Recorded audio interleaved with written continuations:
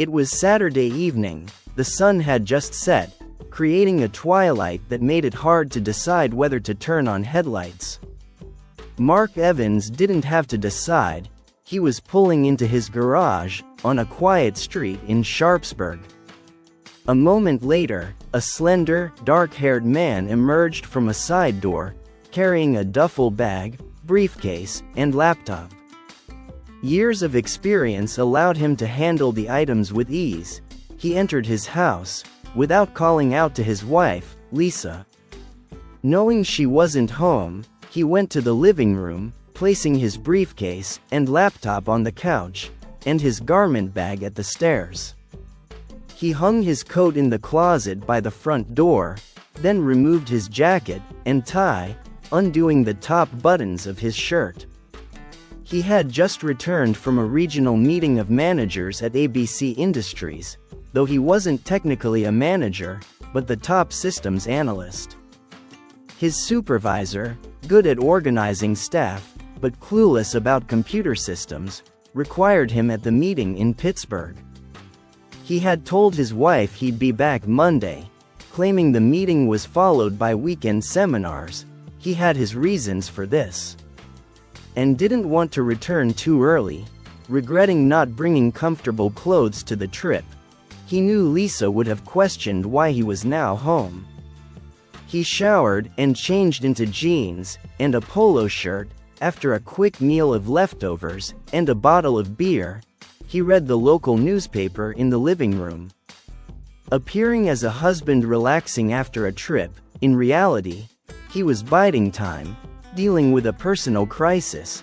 He'd worked through denial, but still faced anger, bargaining, depression, and acceptance. Past midnight, he cleaned up the kitchen, realizing it was procrastination. Unable to find another solution, he put on a light jacket and headed to the side door. Remembering something, he returned to the living room, sent an email from his laptop, then left the house. After 5 minutes in the garage, he drove away, the garage door closing behind him.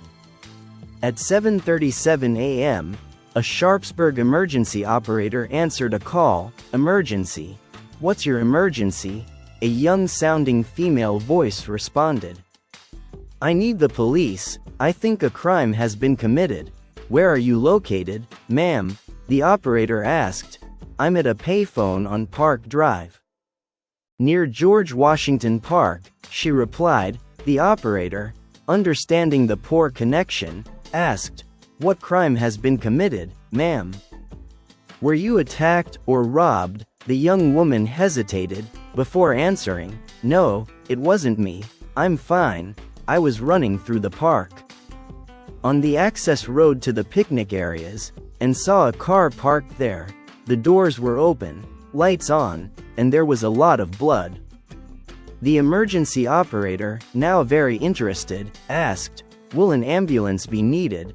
Are there any injuries?" "No, no one was there. Just an empty car, and blood." A few seconds later, she added, "I didn't look around much. I was scared someone might come after me, so I ran to this payphone to call you. You did the right thing. A car is on the way, and should be there in less than 10 minutes.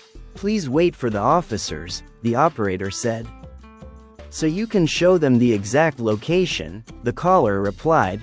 "No, I'm not waiting. What if they come after me? I'm going home." She then hung up. The emergency operator stared at the screen. As the call ended, "Damn it. I hope I didn't divert officers from something more important." Around 2 o'clock in the afternoon, Detective Peter Nesbitt arrived at the Evans house. A blonde woman pulled into the driveway as he got out of his car. He quickly approached her. "Excuse me, I'm looking for Mrs. Evans." She turned, pulling a suitcase from the car, and replied, "I'm Lisa Evans. Do I know you?" "No, ma'am.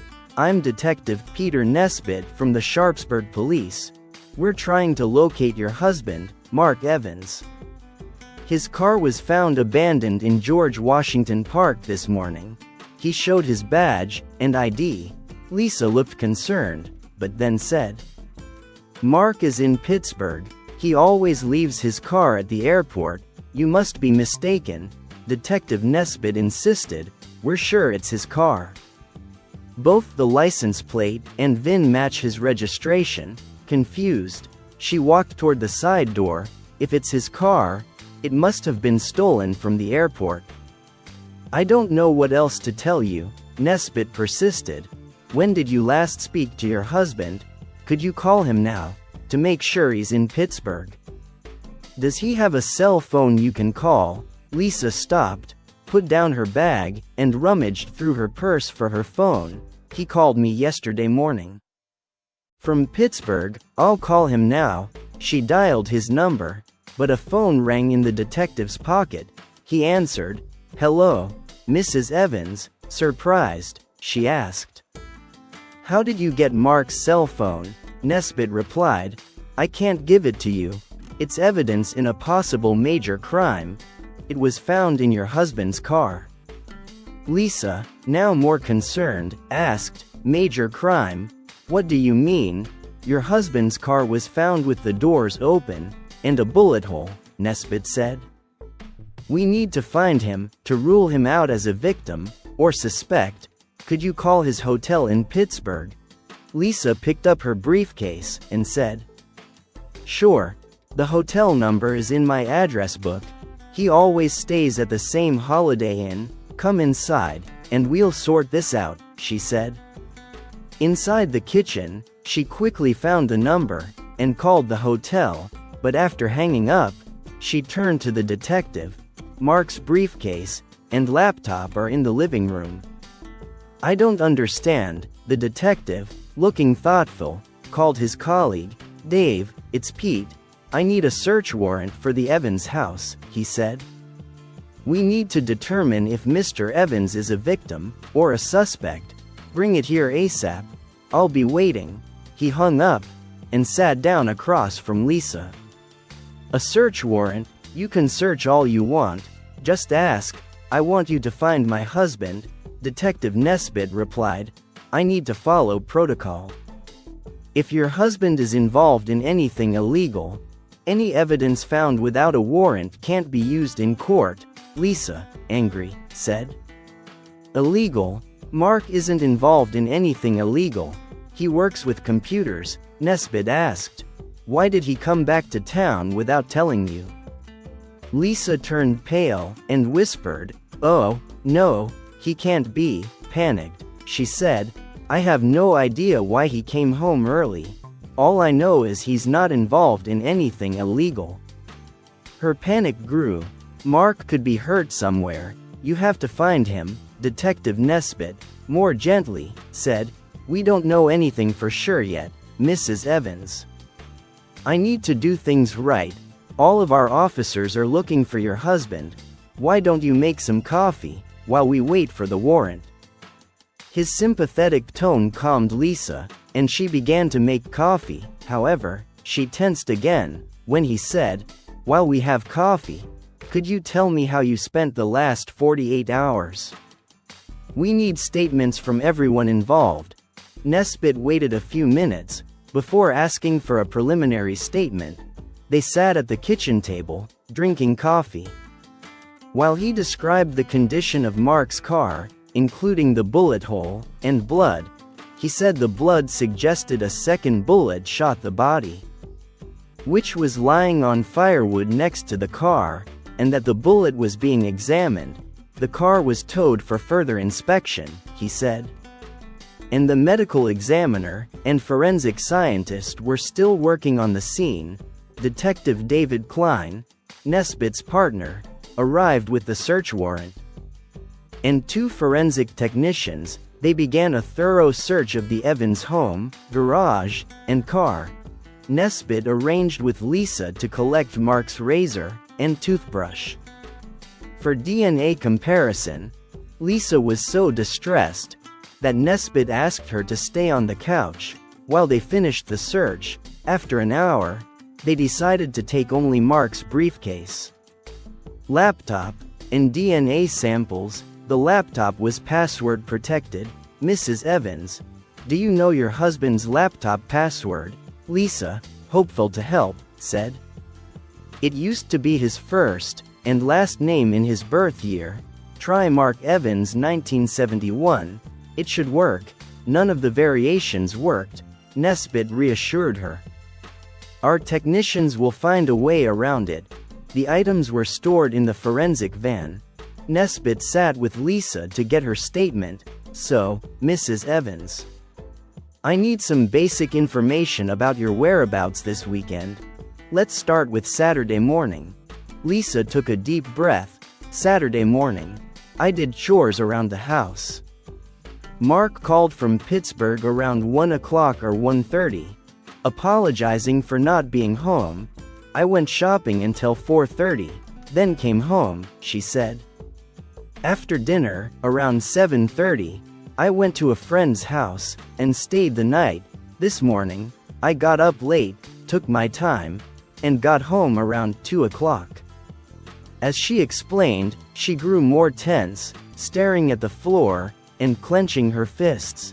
Detective Nesbitt finished writing, closed his notebook, and said, We might need more details later, Mrs. Evans. This is enough for now, but be ready to provide more, if needed. He pocketed his notepad and pen, then stood up to join the others searching the garage and car. Before leaving, he asked, Do you have any recent full-length photos of your husband?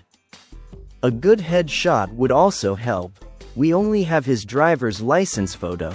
He walked to the fireplace, glancing at wedding photos. Lisa quickly fetched a photo album. Here are some recent photos, Detective, take your pick. They sat together, and Nesbitt chose a group photo and a headshot of Mark. These will be perfect. Lisa handed him the photos, and he asked, Is the man in the photo a relative? If we need a DNA sample, a family member could help. If we can't use the razor or toothbrush, Lisa replied, No, that's Blake Moore, Mark's best friend since elementary school. Mark has no nearby relatives. Nesbitt thanked her and joined the others in the garage. Lisa, looking on the verge of tears, stayed at the kitchen table. Nesbitt felt sympathy for her. Her husband was missing, and possibly involved in a serious incident. The fact that she didn't know he was in town added to the mystery. The detectives and forensic experts finished searching the garage and car.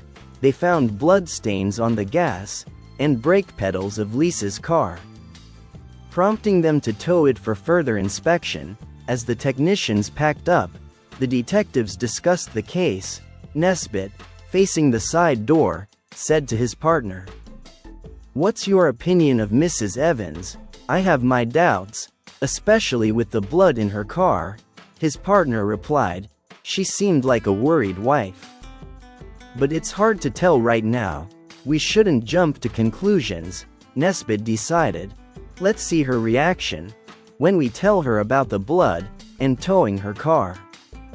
They knocked and entered the kitchen, surprising Lisa, who was on her cell phone. She quickly ended the call. You're back. I thought you were done. Nesbitt said, We found blood smears on the pedals of your car. We're towing it for a thorough inspection. I hope you don't mind. Lisa looked shocked.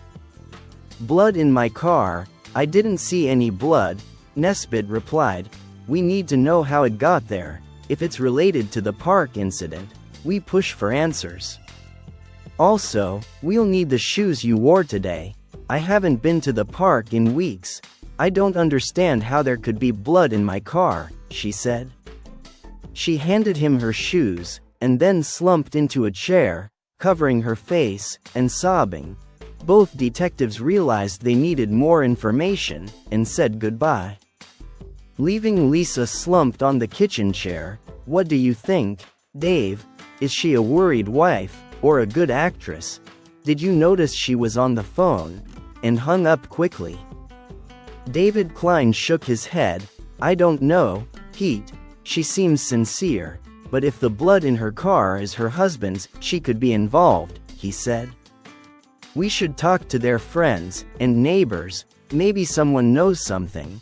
She was likely talking to her best friend. Yeah, digging around might help.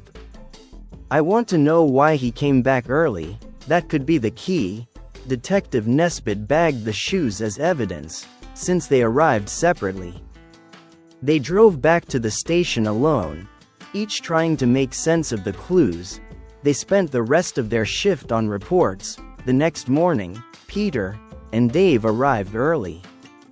Eager to dive into the case, they were greeted by forensics and medical examiner reports.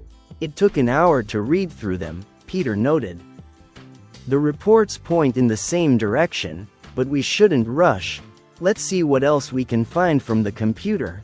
Meanwhile, we should talk to his lawyer and colleagues. David agreed, and they visited Mark's lawyer, Robert Graham, who quickly gave them a few minutes of his time. I can't discuss my client's legal situation. What do you need? Detective Nesbitt said. We need confirmation of these emails sent to you from Mark Evans's computer. We want to ensure they're not just drafts. He handed over 4 pages. The lawyer confirmed. These are originals. I can confirm receipt. The detectives thanked him and headed to their car. Exchanging smiles, on their way to ABC Industries, Peter said, as you mentioned, the spouse is usually involved, but we have more work to do. At Mark's workplace, they were ushered into his supervisor's office. Detective Klein took the lead. We're investigating the discovery of Mark Evans's car in George Washington Park.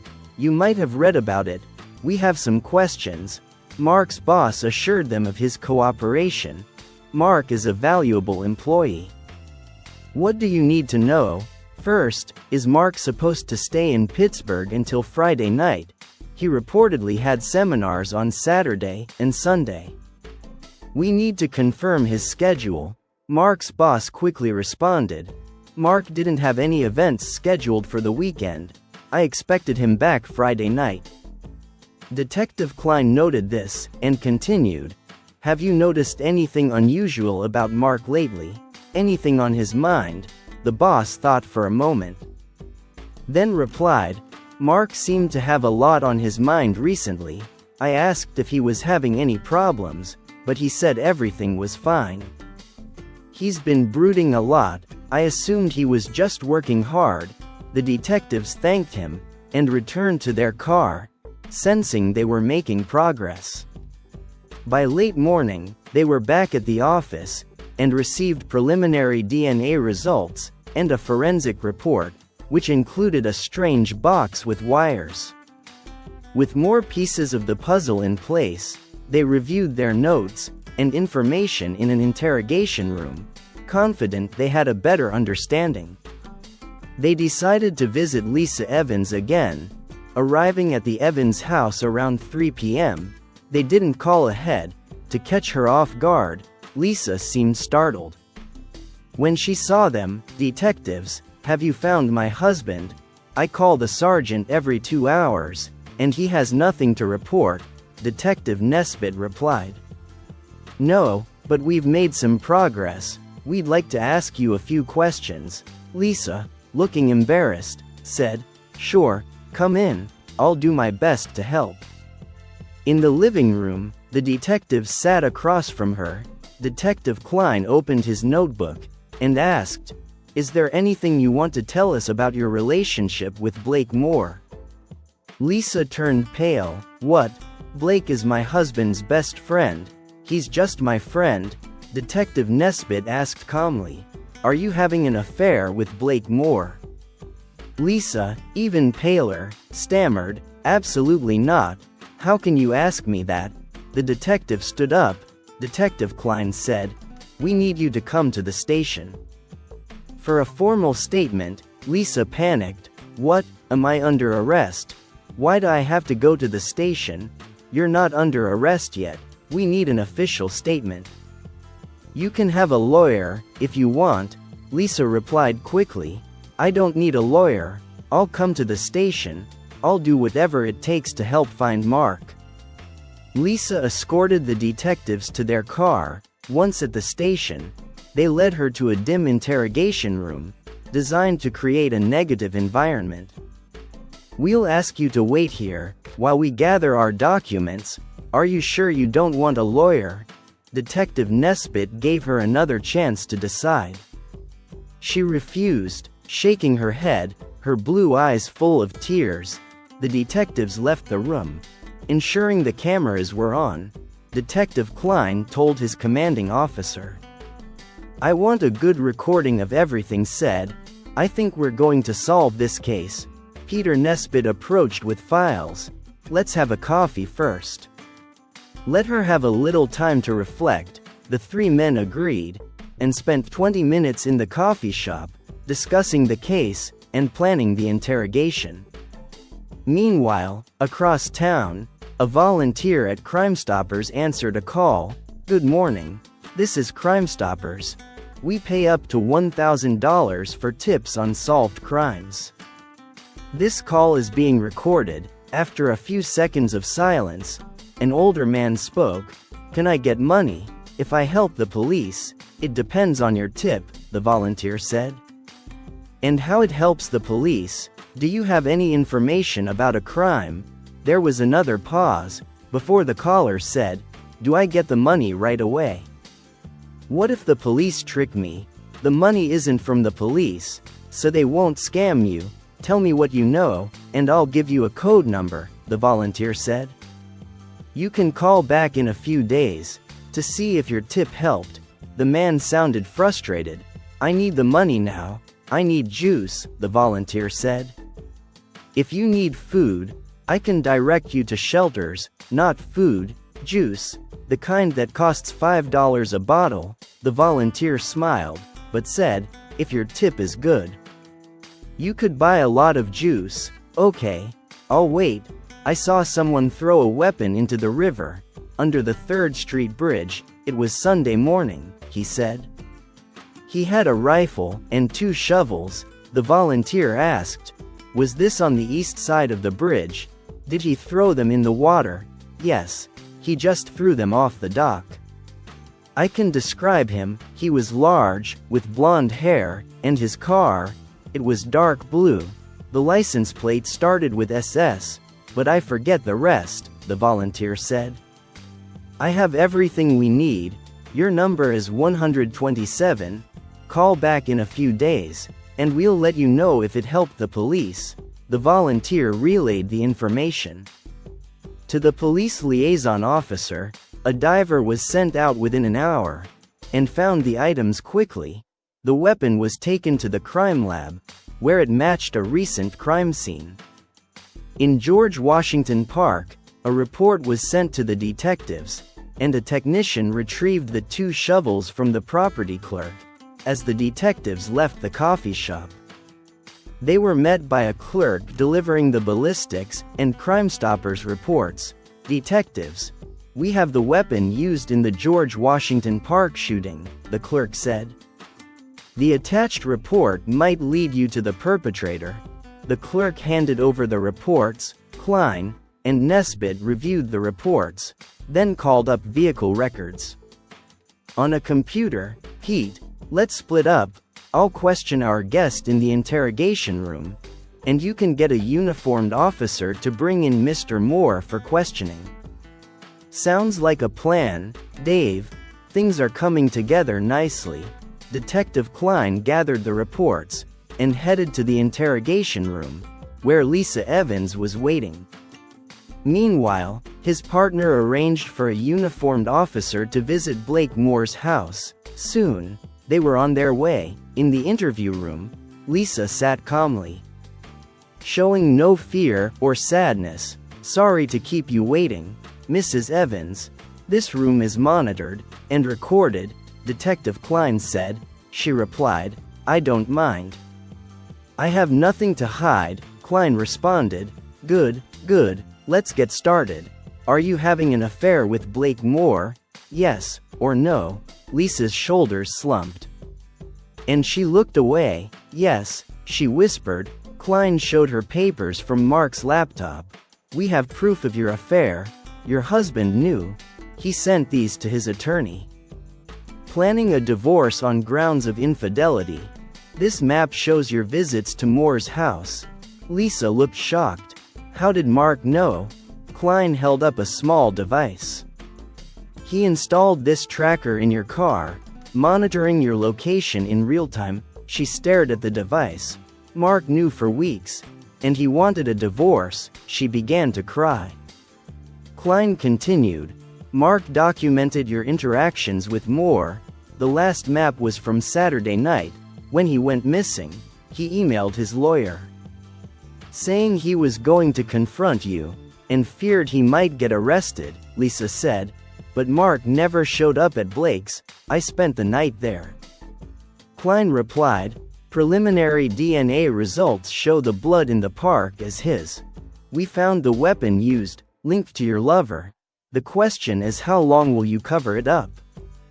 Lisa insisted. Blake didn't do anything to Mark. We were together all night.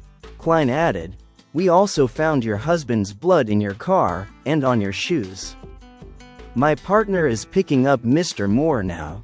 Whoever tells us what happened, and where to find Mark's body, will get a better deal. Lisa was silent, visibly shaken, as Klein gathered the papers, and waited for her response. Detective Klein handed Lisa the blood test reports, but she barely glanced at them. Mark can't be dead. I love him. I need him, she sobbed, clearly very upset. Blake will tell you the same. If Mark got hurt in the park, we had nothing to do with it. She cried into a crumpled, wet handkerchief. Detective Klein gave her a few minutes to regain composure. When she seemed calmer, he said, there is no doubt your husband is dead. The medical examiner concluded there's over a 95% chance, based on blood loss, and the lack of treatment at any facility in the county. He handed her the report, and photos of the scene. Seeing the bloody photos, she burst into tears again. I'll leave you alone for a few minutes to think. You're not helping yourself by denying responsibility. Klein left the room, placed the reports on his desk, and shook his head as he passed his commanding officer. He headed to the break room for coffee, while his commander monitored Lisa on the interrogation room camera. Detective Nesbitt, thinking about the case, drove to Blake Moore's house, meeting a patrol car there. Nesbitt was almost surprised when Blake Moore answered the door promptly. Yes, officers, how can I help you? Moore asked. Seeing the police, Detective Nesbitt introduced himself. I'm Detective Nesbitt. It's about Mark Evans's disappearance. We need you at the station for questioning. Mrs. Evans is there now, and we have questions that require your input. Moore asked. Am I under arrest? I know Mark is missing, but I don't know how I can help. We have questions you might help answer. Please come with us. You're not under arrest. Moore, too stunned to resist, joined them in the unmarked car. He sat in the back, complying with department protocol. Detective Nesbitt turned to his partner. Let's head to the station. On the way, Nesbitt asked Moore, how well do you know Mrs. Evans? She's just Mark's wife to me. Why do you ask? Moore replied. Just wondering. What do you do? Mr. Moore, I run a landscaping company. Moore's Landscaping, we do a lot of commercial work, even for the city, Moore said, relaxing a bit. At the station, Moore was placed in an interrogation room. Next to Lisa's, Detective Nesbitt gathered Klein's folders and began questioning Moore. Initially, Moore denied the affair, but evidence from emails and surveillance reports made him confess. He admitted the affair lasted almost 4 months, but insisted neither of them injured Mark, and that they didn't leave his house the night Mark disappeared. As Nesbitt pressed him, Moore suggested a new theory. If Mark found out about us, he might have gone into a rage, or even hired someone to make it look like we were involved. He and I have history, Nesbitt countered. We have the weapon used. A witness described you in your car, and provided most of your license plate number. Don't try to claim Mark framed you with an elaborate self-destruction. Blake Moore became agitated, and said, You don't know Mark, we've been best since elementary school. But I've learned not to mess with his girlfriends, or his wife, in high school. I dated one of his girlfriends behind his back. When he found out, he scared me. Even though I'm bigger and stronger, he warned me he'd liquidate me if I did it again. The detective, slightly amused, replied, So you were scared of him, but still had an affair with his wife. Blake, calming down, said, I couldn't resist her. It built up over the years, and a few months ago, I made a move. We've been seeing each other since. I can't believe he found out. We were so careful. The detective sifted through reports. Affairs often lead to homicide. I think you and Lisa planned this. You can either come clean, or face the maximum penalty, your choice. Blake insisted. We had nothing to do with it. If Mark found out, he might have done something drastic, or maybe he set us up, Detective Nesbitt said. We have enough to search your home, car, and office. Confess now for leniency, use your head. Blake, outraged, said, I didn't hurt Mark. Maybe Lisa did something, but I don't know about it. The detective picked up his papers and left the room, saying, When criminals work together, one always tries to blame the other. You won't be leaving anytime soon. Outside, Detective Nesbitt found his partner with another report. The shovels found in the river are from Moore's landscaping. These guys think we won't find out. Later, the detectives presented their evidence to the district attorney. Despite lacking a body, the evidence was strong enough to press charges. Half an hour later, Lisa Evans and Blake Moore were charged with Mark Evans's homicide. They proclaimed their innocence, as their Miranda rights were read. After the arraignment, Lisa and Blake were fingerprinted and photographed, neither needing to be told not to smile, as they were led back to their cells. They spoke for the first time since being charged. What are we going to do? Blake, they can't believe we did anything to Mark, can they? Lisa asked, still sniffing. We need our own lawyers, or maybe share one to save money, since we're accused of the same thing. But this is all wrong. I think Mark set us up, Blake said. Frustrated, you can't believe that, can you? Why would Mark go to such extremes? Lisa asked, shocked. I don't think you knew Mark as well as you thought. I'm amazed he didn't do something drastic when he found out about us. If I thought he'd find out, I wouldn't have touched you, Blake replied, shaking his head. Blake told Lisa about a past incident, when he had secretly dated Mark's girlfriend. Standing by the cells, separated by a concrete wall, they could easily talk. I don't believe Mark would do this. I don't even know how he found out. We were always careful, and only met when he was out of town, Lisa said thoughtfully. I regret betraying him. Even if he's not dead, I want a divorce, she added, her voice trailing off with emotion. Blake listened to her sobs, and said, Lisa, stop it. You knew the risks. When you came to my house, you were aware of the consequences. She quieted down, and said softly, You're right. I just hope he forgives me. After a pause, Lisa suggested, I could call Robert Graham, our attorney. Maybe he can represent both of us, and split the costs. They agreed, and Lisa got an officer's attention to make a call. However, Robert Graham declined, due to his involvement in Mark's divorce proceedings. Recommending his colleague, Basil Smith, instead, Lisa agreed, and Smith was on his way. Blake was pleased to hear this, and thanked Lisa. They waited in their cells. Until Basil Smith, a seasoned lawyer, arrived. The introductions were brief, and Smith reviewed the charges. "So, you're both charged with Mark Evans's homicide."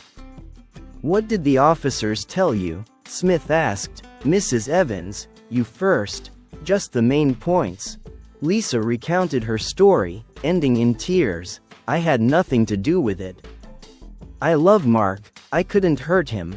Smith then turned to Blake. "Your turn." Briefly, Blake summarized his experience, asserting, "We had nothing to do with Mark's disappearance. I think Mark organized this to frame us." Smith, sensing the urgency, said, "We need to focus on getting you both out of here. Bail will likely be set at $100,000 each." "Will that be a problem?" Lisa, shocked, asked. "Do I need $100,000 for bail?" "No, just 10%, or $10,000 cash for the bail bond," Smith reassured her. They agreed they could manage bail, and were eager to be released. Smith informed them, "You'll be arraigned tomorrow morning. Bail will be set then. And you'll make arrangements to get out. Prepare to spend the night here." Both clients reacted badly to the lawyer's statement. He explained he couldn't do more.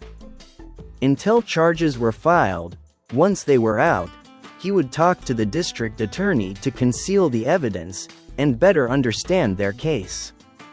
They were taken back to their cells, where neither slept well, given greasy takeout food, a single blanket, and loud cellmates. The next morning, at 10 o'clock, they met with their attorney before court. Despite their disheveled appearance, they entered their pleas of not guilty, and bail was set at $100,000. Blake, owning a home and business, quickly negotiated a $10,000 bond, and was released by early afternoon. Lisa was less fortunate, without sole ownership of her home, and finding her savings account empty. She had to call her parents for help. After much persuasion, they agreed to provide the $10,000. However, the delay meant she spent another night in jail, this time with two tipsy cohorts. The next day, after the financial matters were resolved, she was released, went home, showered, and ignored incoming calls. The next month passed quickly. Lisa learned that Mark had withdrawn the money from their account to protect his share before their divorce. She received the divorce papers without knowing what he did with the cash. Lisa and Blake met with Basil Smith several times. Smith received copies of the evidence and planned to meet with the district attorney to get the charges dismissed, arguing the difficulty of obtaining a conviction without a body or witness. He suggested hiring a private investigator to explore if Mark had orchestrated his own disappearance. Blake agreed, but Lisa believed Mark was a victim of a botched carjacking. Over the next few weeks, the investigator found nothing. He tried to find the tipster, who reported the discarded rifle and shovels, but no one recognized the voice from the call. The tipster never followed up, adding to the mystery. Meanwhile, tensions between Lisa and Blake grew. After his release, Blake suggested they continue their affair. Lisa refused, blaming him for her situation. "I want nothing to do with you, except our court case," she said, often crying. Blake's response was cold. "Suit yourself, Lisa, you're not the only woman in town." They only spoke in the company of their lawyer, keeping their distance. Otherwise, their affair had turned icy cold. A month after their release, Basil Smith arranged a meeting with District Attorney Jeff Bagden. Lisa and Blake hoped the charges would be dropped, as they had been molested with questions about their relationship. They screened calls, using caller ID and answering machines, eager to clear their names and move on. Jeff Bagden, surprisingly young and stylish, began, "I just received final reports from the medical examiner. and police, based on the evidence. I'm offering a reduced sentence of 8 to 12 years, for a guilty plea to second-degree homicide. Lisa and Blake were shocked, loudly proclaiming their innocence. Their attorney, trying to calm them, asked how Bagden justified the offer. Bagden explained, "We have new evidence, DNA from blood on your car's license plate. And trunk gasket matches Mark Evans. Additionally, black polyethylene found under Mark's car matches material from your landscaping business." Lisa, angrily, accused Blake, "What have you done?" Blake exploded, "You know I had nothing to do with it. You were with me when it happened." Basil Smith intervened, calming them both. He addressed Bagden, "Excuse my clients. We hoped the charges would be dropped, and your statement caught them off guard." Bagden, amused, replied, "I understand, but we have enough evidence to go to trial. The medical examiner report confirms the victim lost too much blood to survive. The crime scene suggests the body was dragged and loaded into a car. The prosecution is confident." Bagden handed over the reports and left.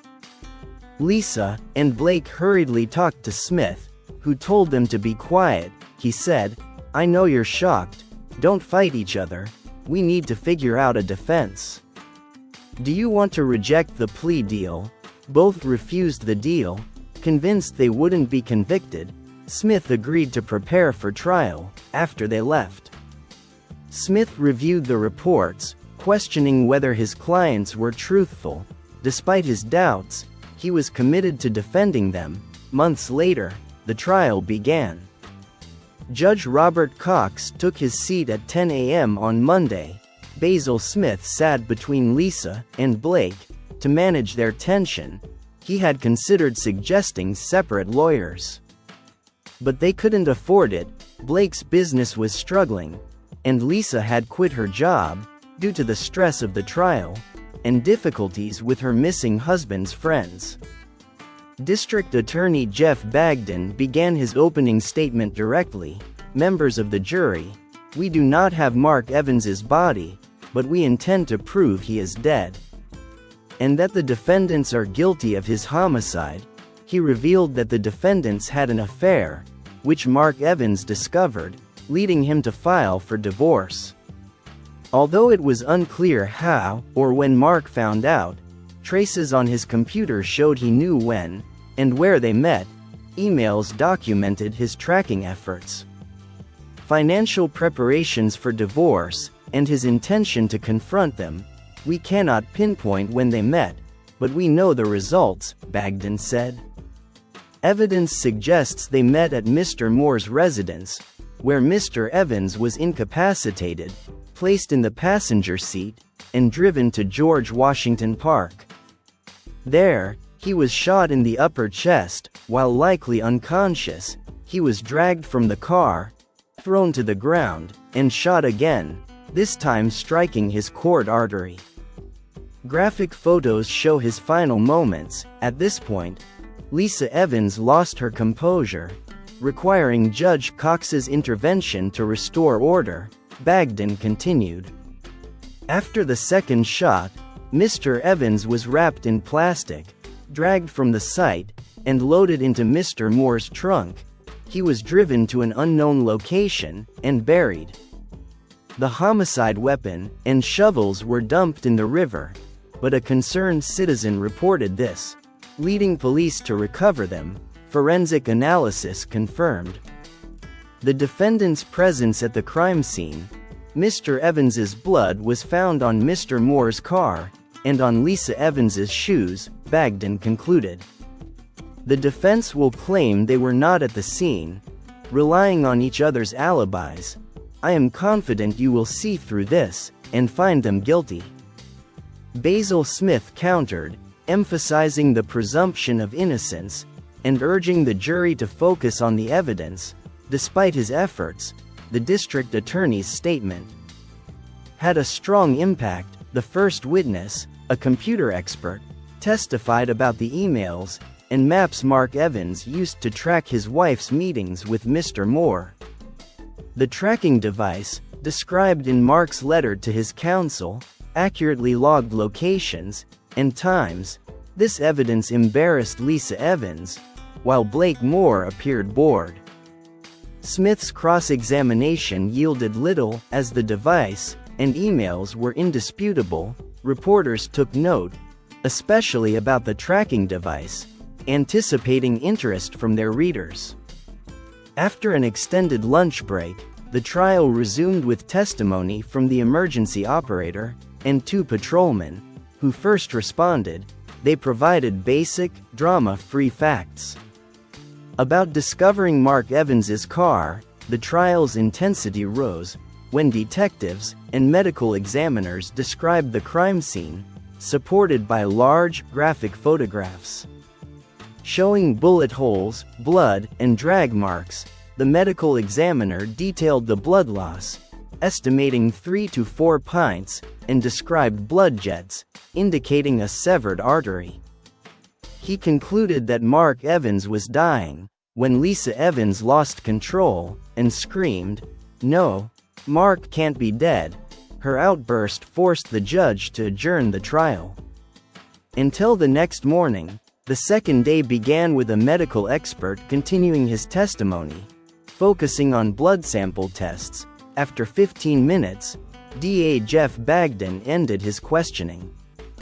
Turning the witness over to defense attorney Basil Smith, Smith checked that Lisa Evans, now sedated, was calm. He aimed to refute the graphic, execution-like impression of the shooting. Smith asked, "You estimated Mark Evans lost 3 to 4 pints of blood, but isn't it possible it was 1 to 2 pints, depending on blood distribution?" The medical examiner replied, "It's unlikely, but not impossible." Smith continued, "Could first aid have lessened the fatality of Mark Evans's injury?" The examiner said, "Unlikely, but not impossible. Immediate medical attention would have been required." Smith highlighted the lack of evidence for immediate assistance and dismissed the witness, having secured small concessions. Next, a forensic scientist, specializing in weapons and ammunition, testified about 2 recovered bullets. One bullet from the car seat was deformed, the other from firewood was in good condition, and matched the recovered weapon.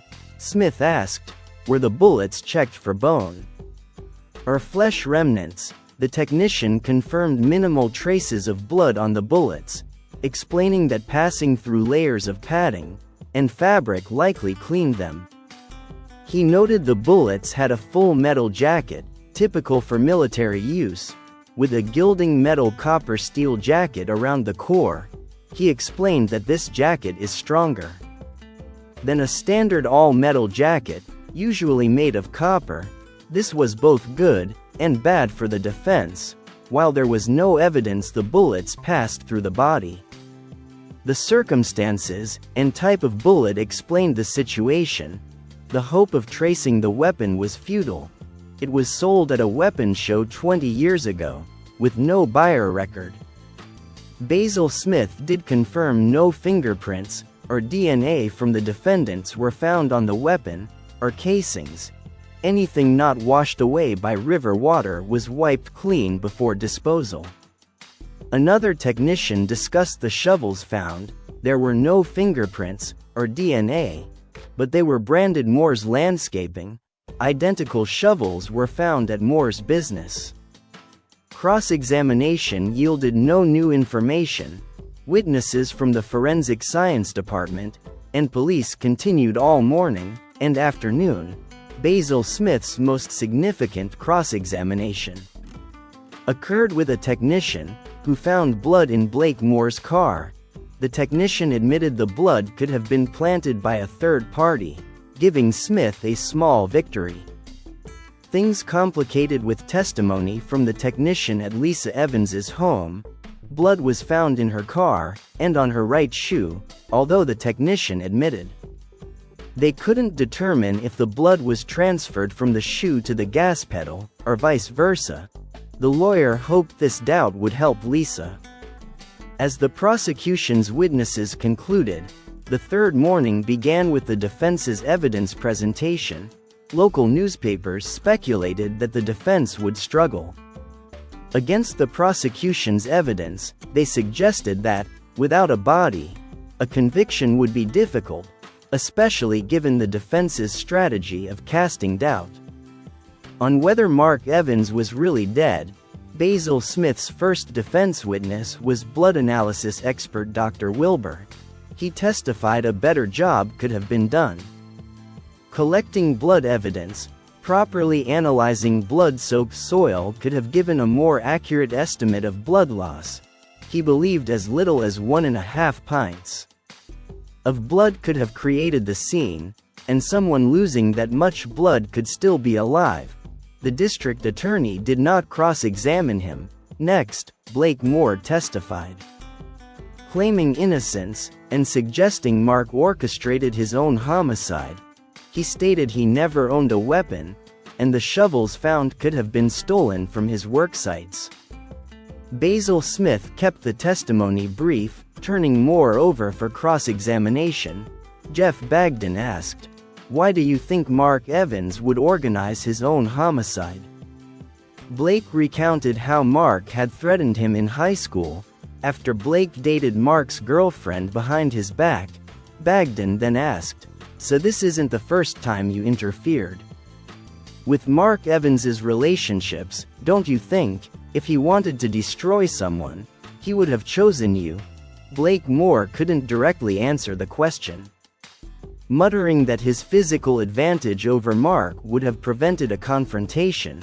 "So you think you could intimidate your friend into taking his own life?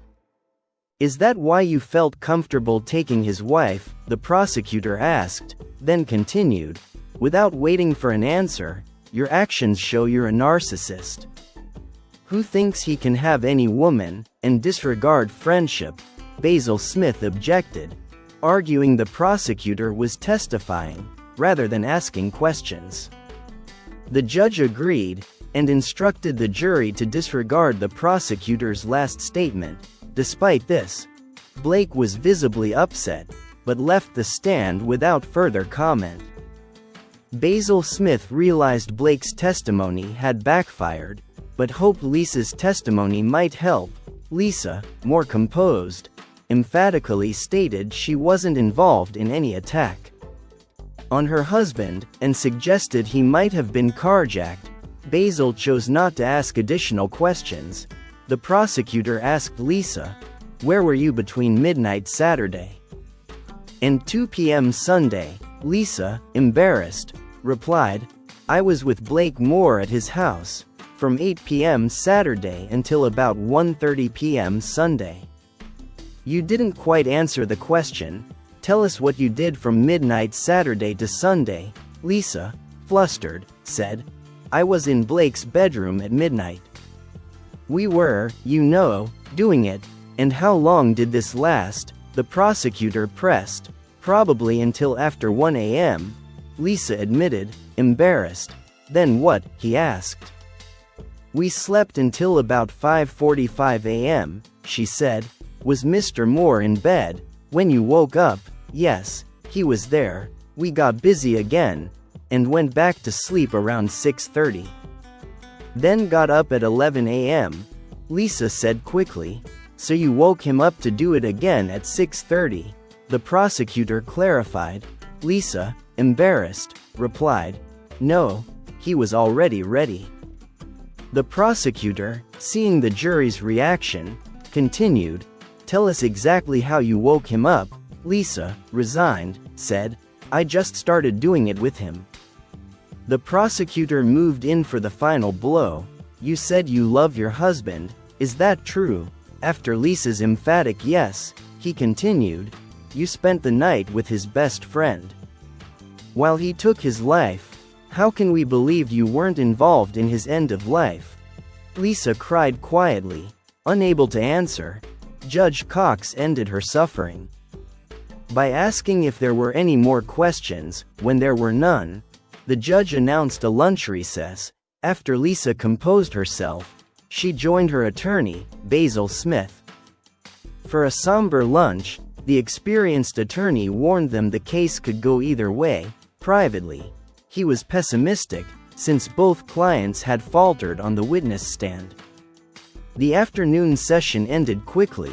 As Smith announced there were no more defense witnesses, both attorneys prepared their closing statements, the prosecutor emphasized the overwhelming evidence against the defendants, while the defense stressed the circumstantial nature of the case, the absence of a body, and the lack of a clear motive.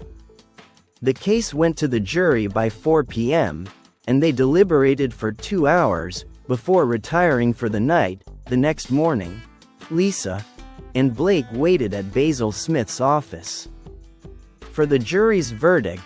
Sharing a conference room, they put aside their differences, hoping for an acquittal. By 3:30 p.m., the call came. The jury had reached a verdict. Lisa's parents, who had come to town for the trial, were present at the courthouse. The verdict was announced quickly: guilty of second-degree homicide. Lisa burst into tears, and Blake pounded his fist in frustration. They were handcuffed and taken into custody, with Lisa having a brief moment to speak to her parents. Proclaiming her innocence, the week between conviction and sentencing passed slowly. Lisa's parents visited daily, while Blake received one visit from a cousin. At sentencing, both received 15 years to life. Basil Smith promised to review the court records for a possible appeal. Within 3 days, they were transferred to state prison. Lisa's prison had a good reputation, but Blake's had a history of riots. With the trial over, media coverage ceased, and Lisa Evans and Blake Moore faded from public attention. A couple of months later, Basil Smith and Jeff Bagden met for a drink. Reflecting on the case, Smith expressed surprise at the convictions, believing the defendants' consistent stories suggested innocence. Bagden replied, "The jury didn't believe them. I try not to take these cases personally, unless they involve particularly heinous crimes or children." This case wasn't the worst, but it didn't generate much sympathy for the defendants. A year later, a news item reported a major disturbance at Blake Moore's prison. Blake had been stabbed during the riot and transferred to the hospital with a collapsed lung. He was in serious condition, but expected to survive. 18 months after Lisa Evans and Blake Moore were convicted of Mark Evans's homicide, Basil Smith rarely thought about the case. He had spent the first year reviewing transcripts, but found no legal grounds for appeal. One quiet Wednesday morning, at the New York office of the Innocence Project, the receptionist received a FedEx package. Inside were a DVD, a sealed biohazard bag, and a multi-page letter. Intrigued, she called Tony Kelly, a young lawyer, to look at it. Tony, dressed casually, took the package to his office. He had been with the Innocence Project for a year, doing legal research. He enjoyed helping those wrongfully convicted. Sitting at his desk, he read the letter. The letter, addressed to the Innocence Project, began, regarding the convictions of Lisa Evans and Blake Moore. "I don't know where to begin, so I'll start at the beginning. My name is not important, but the information I have could change the lives of the 2 convicted. And 5 others, including me. About 15 months ago, a man responded to my ad for a computer-literate person. He knew as much, if not more, about business networks than I did. I hired him immediately. This man, whom I'll call Mark, was quiet, but exceptionally skilled. Within 2 months, my business grew by 50%, due to his efforts and long hours. When Mark started working for me, he had just arrived in town, and hadn't rented a place yet. My business was new, so I rented him our basement room. For extra income, I wanted to reinvest profits into the business, to support me and my young son, though a risk. Something about Mark convinced me he was no threat. We quickly settled into a routine. For the first 3 months, he lived in the basement, but ate with us, and commuted together. He often worked extra hours without pay. Preferring productivity over TV, or sleep, over time, our relationship evolved from employer-employee to friends, and eventually into a loving family.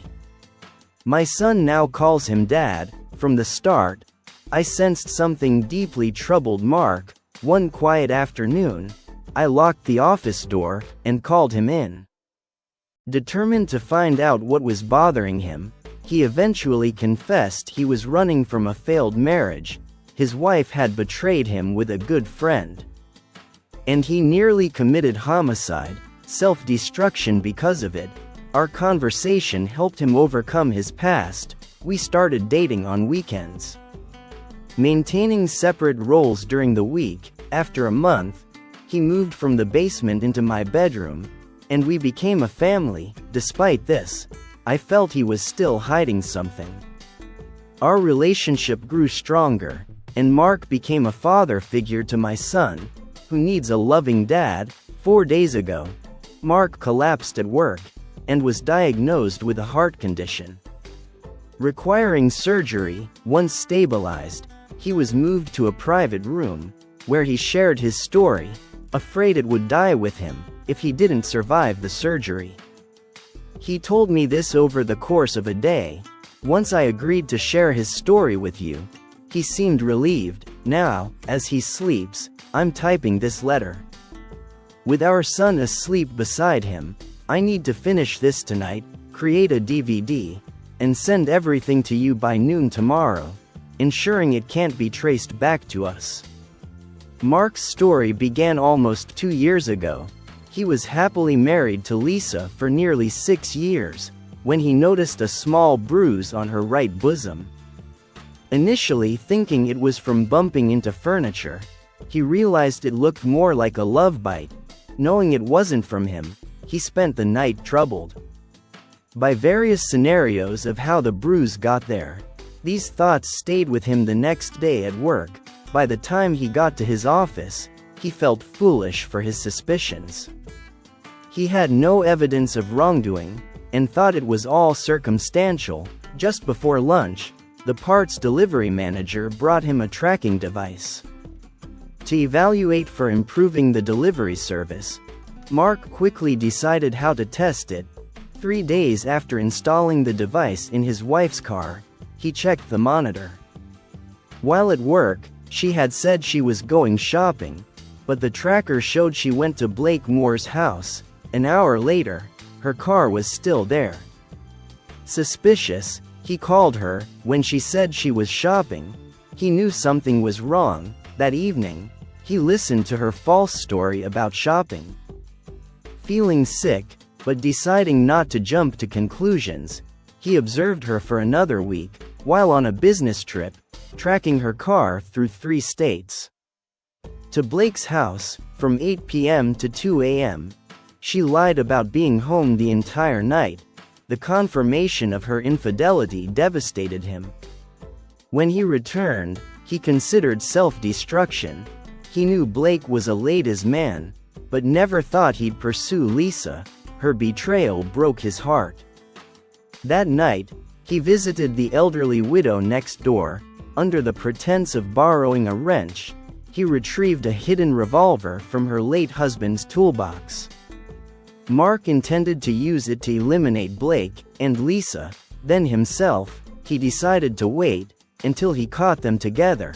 He ordered his own tracking device to return the one he was evaluating. Luckily, Lisa and Blake didn't meet for another week, giving Mark time to rethink. In those days, he devised a better plan. To frame them for homicide, he spent a week planning and gathering supplies. When ready, he claimed a weekend business trip, knowing they'd meet while he was away. When his wife went to Blake's, he set his plan in motion. creating a paper trail suggesting he was divorcing her. He almost forgot to send a crucial email to his lawyer. That would implicate Lisa and Blake. Before leaving, he fired a bullet into his car's passenger seat, and another into a wooden block, muffling the shots with a blanket. In the garage, this step felt like a relief, marking the start of his revenge. You should look for archived newspaper articles online. Mark followed the trial daily, and said most of the story was documented by court reporters. He thinks a complete review of the court transcript will clarify everything. First, he drove his car to a park near Blake's house, and found a secluded spot. He had a large gym bag with all the materials for his plan. He spread everything out on a picnic table. Covering it with an old blanket, he unloaded firewood, plastic sheeting, and a spare tire, creating a drag trail to the paved road, then returned the tire to the trunk, and spread the firewood around, using a small flashlight. He did all this, and then sat quietly to see if anyone noticed.